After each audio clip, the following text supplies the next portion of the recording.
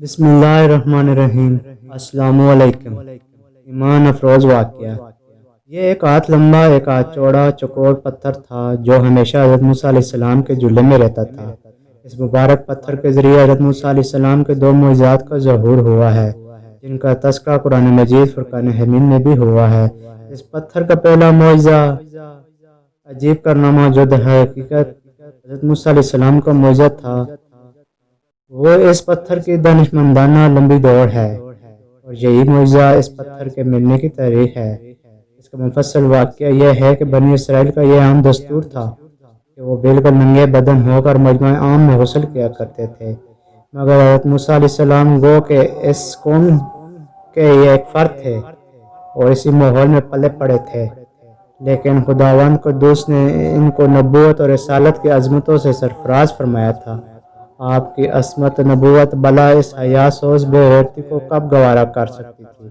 آپ بنی اسرائیل کی اس بے حیائی سے سخت نالاں اور انتہائی بیزار تھے، اس لیے آپ ہمیشہ یا تو تنہائی میں یا بند پہن کر غسل فرمایا کرتے تھے۔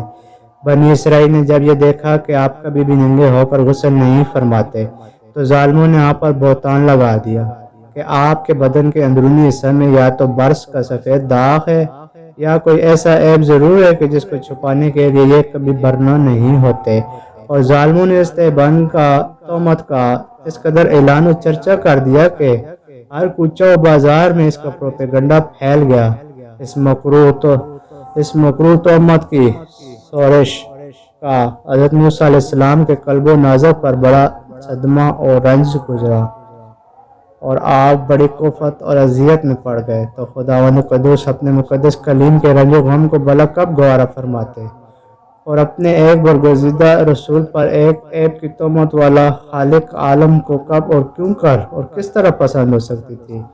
ارحم الراحمین نے آپ کی برات اور بے عیبی ظاہر کر دینے کا ایک ایسا ذریعہ پیدا فرما دیا کہ دم زا دم میں بنی اسرائیل کے پروپیگنڈے اور ان کے شکوک و شبہات کے بادل چھا گئے، اور آپ کی برات اور بے عیبی کا آفتاب عالم تاب سے زیادہ روشن و آشکارا ہو گیا، اور وہ یوں ہو کہ ایک دن آپ پہاڑوں کے دامنوں میں چھپے ہوئے ایک چشمے پر غسل کے لیے تشریف لے گئے، اور یہ دیکھ کر کہ یہاں دور دور تک کسی انسان کا نام و نشان نہیں، آپ اپنے تمام کپڑوں کو ایک پتھر پر رکھ کر اور بالکل برنا بدن ہو کر غسل فرمانے لگے۔ غسل کے بعد جب آپ لباس پہننے کے لیے پتھر کے پاس پہنچے تو کیا دیکھا کہ وہ پتھر آپ کے کپڑوں کو لیے ہوئے سر پھٹ بھاگا چلا جا رہا ہے۔ یہ دیکھ کر حضرت موسیٰ علیہ السلام بھی اس پتھر کے پیچھے پیچھے دوڑنے لگے کہ صبح ہجر، یعنی ہے پتھر میرا کپڑا، مگر یہ پتھر برابر رہا، یہاں تک کہ وہ شہر کی بڑی بڑی سڑکوں سے گزرتا ہوا گلی کوچوں میں پہنچ گیا، اور آپ بھی برنا بدن ہونے کی حالت میں برابر پتھر کو دوڑاتے چلے گئے۔ اسی طرح بنی اسرائیل کے ہر چھوٹے بڑے نے اپنی آنکھوں سے یہ دیکھ لیا کہ سر سے پاؤں تک آپ کے مقدس بدن میں کہیں بھی کوئی عیب نہیں ہے، بلکہ آپ کے جسم اقدس کا ہر حصہ حسن و جمال میں ایک قدر و نقطہ کمال کو پہنچا ہوا ہے۔ عام انسانوں میں اس کی مثال تقریباً محال ہے۔ چنانچہ بنی اسرائیل کے ہر فرد کی زبان پر یہی جملہ تھا کہ خدا کی قسم موسیٰ بالکل بے عیب ہے۔ جب یہ پتھر پوری طرح حضرت موسیٰ علیہ السلام کی برات کا اعلان کر چکا تو خود بخود ٹھہر گیا۔ آپ نے جلدی سے اپنا لباس پہن لیا اور اس پتھر کو اٹھا کر اپنے جھولے میں رکھ دیا۔ اس کے بعد 22ویں پارے کی سورہ احزاب میں اس طرح اللہ تعالیٰ نے ارشاد فرمایا، جس کا ترجمہ یہ ہے کہ اے ایمان والو، ان جیسے نہ ہونا جنہوں نے حضرت موسیٰ علیہ السلام کو ستایا، اللہ نے اسے بری فرما دیا اس بات سے جو انہوں نے کہی، اور موسیٰ اللہ کے یہاں آبرو والا ہے، یعنی عزت والا ہے۔ دوسرا معجزہ میدان طیہ میں اسی پتھر پر حضرت موسیٰ علیہ السلام نے اپنا عصا مار دیا تھا تو اس میں سے 12 چشمے جاری ہو گئے تھے، جس کے پانی کو 40 برس تک بنی اسرائیل میدان طیہ میں استعمال کرتے رہے۔ قرآن مجید میں پتھر سے یہی پتھر مراد ہے۔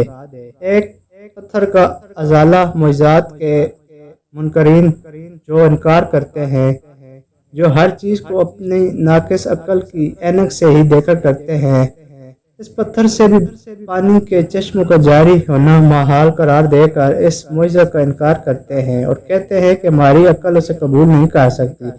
کتنے چھوٹے سے پتھر سے 12 چشمے جاری ہو گئے۔ حالانکہ یہ منکرین اپنی آنکھوں سے دیکھ رہے ہیں کہ بعض پتھروں میں خداوند تعالیٰ نے یہ تاثیر پیدا فرما دی ہے کہ وہ بال موڑ دیتے ہیں، یعنی پتھروں کا یہ اثر یہ ہے کہ وہ سر کو تیل اور ترش بنا دیتے ہیں۔ بعض پتھروں کی خاصیت یہ ہے کہ وہ لوہے کو دور سے کھینچ لیتے ہیں۔ بعض پتھروں سے موذی جانور بھاگ جاتے ہیں۔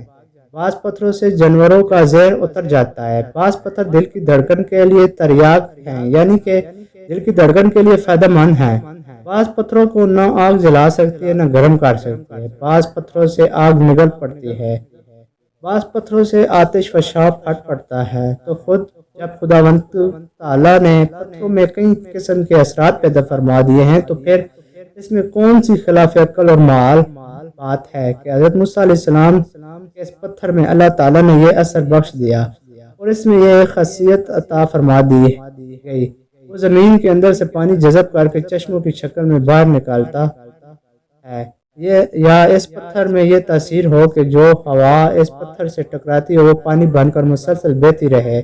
یہ خداوند قادر و قدیر کی قدرت سے ہرگز کوئی بعید ہے نہ محال۔